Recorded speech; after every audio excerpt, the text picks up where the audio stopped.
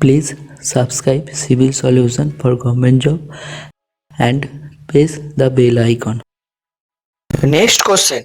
If the internal radius of a hollow shaft is n times the external radius, then the ratio of the torque carried by the hollow shaft and solid shaft of same cross-sectional area and subjected to the same maximum shearing stress is। आप लोग के पास चार option है, चारों के अंदर कौन सा सही है बोलना पड़ेगा।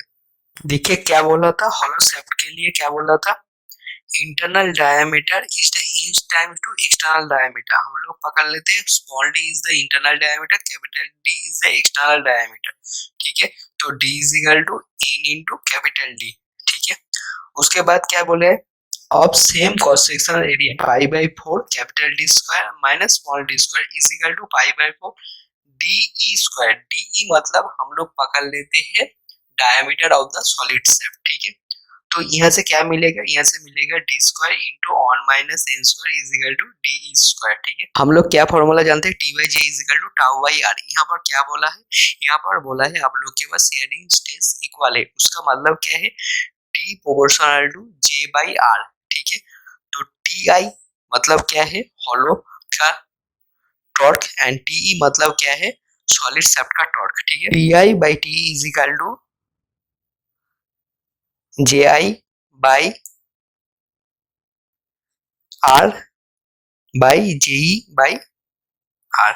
तो जे कितना होता है फॉर सॉलिड शेफ्ट के लिए, pi by 32 into D to the power 4। ठीक है, तो क्या है, जे बाई रेडियस। ठीक है, उसका मतलब क्या है, pi by 32 D to the power 4 by D by 2। उसका मतलब क्या है, pi by 16 into D whole to the power cube. ठीक है, तो आप लोग का हॉलो शेफ्ट के लिए क्या आएगा, हॉलो शेफ्ट के लिए जे कितना होता है, pi by 32 into D to the power 4 minus small D to the power 4। ठीक है, बाई रेडियस, रेडियस मतलब एक्सटर्नल रेडियस। ठीक है, तो उसका मतलब कैपिटल डी बाई 2। ठीक है, तो क्या मिलेगा, pi by 16 into D to the power 4 minus small D to the power 4 by capital D by pi by 16 into D to the power cube. ठीक है, देखिए small D is equal to क्या होता है, एन इंटू कैपिटल डी, तो small D के को replace कर दिए एन इंटू कैपिटल डी से, तो D to the power 4 common आ गया, तो क्या हुआ, D to the power 4 into one minus N to the power 4 by D and D to the power whole cube. ठीक है, उसके बाद हम लोग ने क्या किया है, one minus N to the power 4 को फॉर्मूला डाल दिया है, A square minus B square. उसका मतलब क्या है, A minus B into A plus B. तो यहाँ पर क्या होगा, one minus N square whole square, तो one minus N square into one plus N square. ठीक है, और डी क्या होता है, D is equal to D square into one minus N square, तो D Q is equal to D Q into one minus N square into root over of one minus N square. तो calculation करने के बाद क्या लिख लेगा, one plus N square by root over of one minus N square. देखिए यहाँ पर option D will be correct. Next question, if a circular shaft is subjected to a torque T and bending moment M, the ratio of the maximum bending test and maximum shear stress is।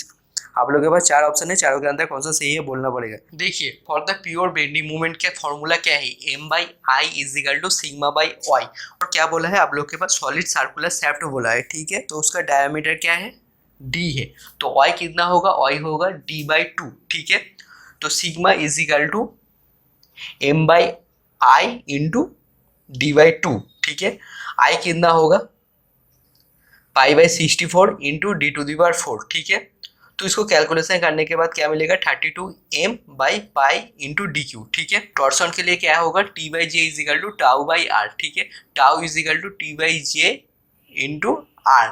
ठीक है, जे कितना होगा, polar movement of inertia. ठीक है, pi by 32 into D to the power 4। ठीक है, कितना होगा, 16 T by pi D Q. ठीक है, आपको रेशियो मांगा है maximum bending test to maximum shearing test, तो रेशियो क्या होगा, दोनों को डिवाइड करने के बाद क्या मिलेगा, 2m बाई टी। देखिए यहाँ पर option A will be correct. Next question, if a shaft of diameter d is subjected to a torque T and bending moment M, the maximum shear stress is। आप लोगों के पास चार option है, चारों के अंदर कौन सा सही है बोलना पड़ेगा। यहाँ पर option B will be correct. ये आपको याद रखना पड़ेगा।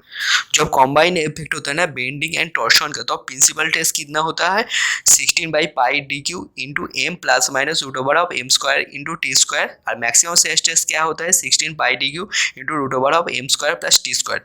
ये दोनों का आपको याद रखना पड़ेगा। इक्विवेलेंट बेंडिंग मोमेंट को भी आपको याद रखना पड़ेगा, half into M plus root over M square plus T square. Equivalent torque को भी आपको याद रखना पड़ेगा, root over of M square plus T square. ठीक है, next question, the radius of gyration of a circle of radius R is equal to. आप लोग के पास चार ऑप्शन है, चारों के अंदर कौन सा सही है बोलना पड़ेगा।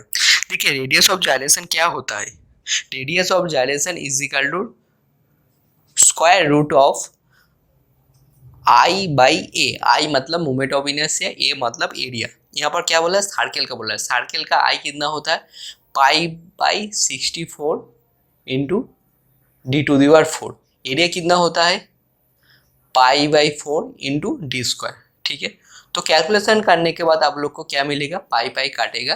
ठीक है, तो क्या मिलेगा d²/16 रूट ओवर।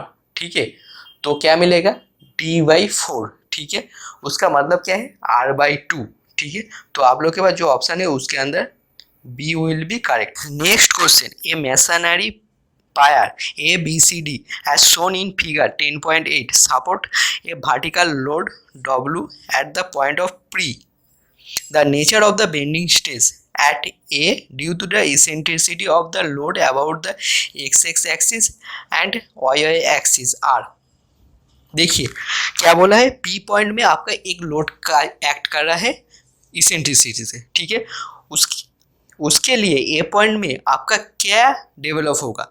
ठीक है, about the X axis about the Y axis. ठीक है, लोड कहाँ पर है, आप लोग के पास पी पॉइंट में है, तो पी पॉइंट में लोड है, तो उस साइड लोड होने का मतलब क्या है, उस साइड को कॉम्प्रेसिव करना चाहेगा। ठीक है, तो एक्स एक्सिस के रेस्पेक्ट में उस साइड को में क्या होगा, कॉम्प्रेसिव होगा। ठीक है, और दूसरे साइड में क्या होगा, दूसरा साइड में आप लोग के पास टेंसाइल होगा। ये पॉइंट एक्स एक्सिस में कौन सा साइड में है, जिस साइड में लोड है, तो उस साइड में क्या होगा, कॉम्प्रेसिव होगा। ठीक है, अभी आप वाई एक्सिस में रेस्पेक्ट में देखिएगा तो ठीक है, तो जिस साइड में लोड है उस साइड में क्या होगा, कॉम्प्रेसिव होगा, दूसरा साइड में क्या होगा, टेंसाइल होगा। ये पॉइंट क्या है, वाई एक्सिस के रेस्पेक्ट में जिस साइड लोड है उसका उल्टा साइड में है, उसका मतलब उस साइड में आप लोग के पास टेंसाइल मिलेगा। Next question, a short column of external diameter of 250 mm and internal diameter of 150 mm carries an eccentric load of 1000 kilonewton. The greatest intensity which the load can have without producing tension anywhere is। आप लोगों के पास चार option है, चारों के अंदर कौन सा सही है बोलना पड़ेगा। देखिए यहाँ पर option D will be correct. For no tension के लिए इसेंट्रिसिटी क्या होता है, फॉर सर्कुलर कॉलम के लिए E is equal to capital D square plus small D square by 8 into capital D. Capital D is the external diameter, small D मतलब internal diameter. यहाँ पर एक्सटर्नल डायमीटर क्या बोला है 250, इंटरनल डायमीटर क्या बोला है 150। तो उसको कैलकुलेशन करने के बाद आप लोग को क्या मिलेगा 42.5 mm। ठीक है, question, the code of rectangular section with side B and D is. आप लोगों के पास चार ऑप्शन है, चारों के अंदर कौन सा सही है बोलना पड़ेगा। देखिए यहाँ पर option B will be correct, rhombus with the side root over B square plus D square by 6।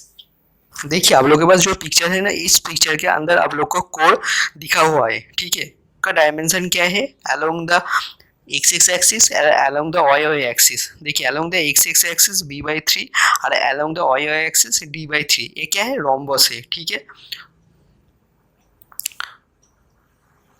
तो रोम्बस का साइड कितना है, from the triangle we can determine the side of the rhombus. तो क्या निकलेगा, root over of the B square plus D square by 6। ठीक है,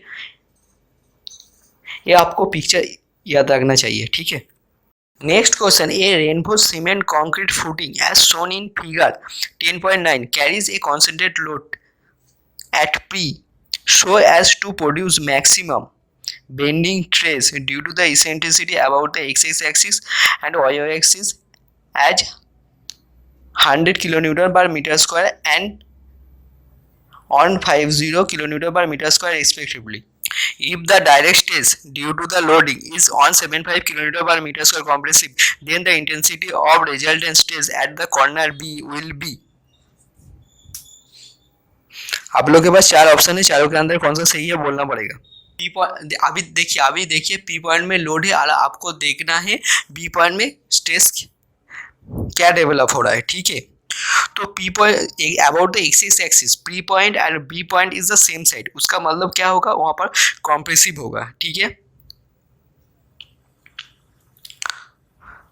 और about the Y axis P point and B point is the different side, उसका मतलब क्या होगा, बी पॉइंट में टेंसाइल होगा, ठीक है। तो हम लोग टेंसाइल को नेगेटिव पकड़ लेते हैं और कॉम्प्रेसिव को पॉजिटिव पकड़ लेते हैं। तो कॉम्प्रेसिव कितना हुआ, पहले +100 माइनस ऑन 50 प्लस ऑन 75, ठीक है।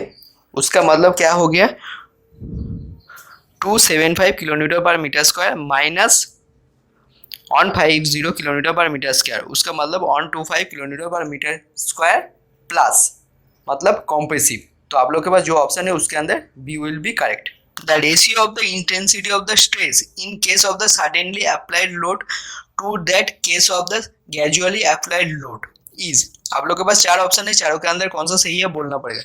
देखिए यहाँ पर option C will be correct, 2 होगा। देखिए स्ट्रेस का मतलब क्या है, स्ट्रेस का मतलब है लोड बाई एरिया, ठीक है। तो सडनली लोड के लिए हम लोग क्या करते हैं, जो लोड अप्लाई किया पी वही लोड पकड़ लेते हैं, पी बाई एरिया। मगर ग्रेजुअली अप्लाइड लोड के लिए क्या होता है, स्टार्टिंग में लोड 0 होता है, एट द एंड लोड क्या होता है पी। तो क्या लोड होता है, मिडिल लोड, एवरेज लोड क्या होता है P/2। तो उसका मतलब क्या है, P/2 बाई एरिया, ठीक है। तो क्या हुआ, आप लोग के पास रेशियो मांगा है suddenly applied load to gradually applied load, तो क्या होगा 2 होगा, ठीक है।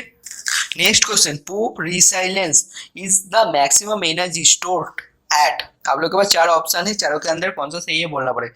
देखिए यहाँ पर option B will be correct at elastic limit, ये आपको याद रखना पड़ेगा। Please subscribe Civil Solution for Government Job and press the bell icon.